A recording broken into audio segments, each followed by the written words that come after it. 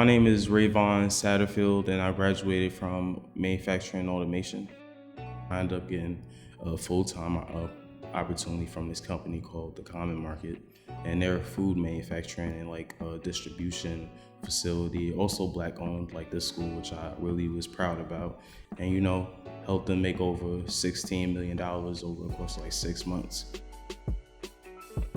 So once I clock in, we go through the testing and basically calibration of all the machinery at the whole facility in the factory.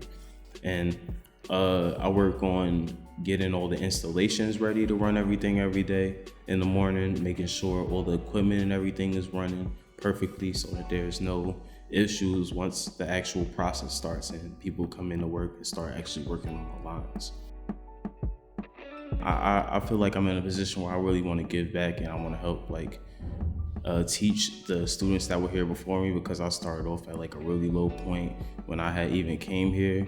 It was my last leg, the last opportunity I could probably figure out at the time, and then it ended up turning into something that just changed my whole life around. At one point, I got too ahead of myself, and I ended up actually being homeless. And when I was homeless, I was like, man, I really don't have nothing else to lose at this point. I might as well. I feel like I was at a point where nothing else could really do as much for me as what this could do in that short period of time while I was figuring everything out.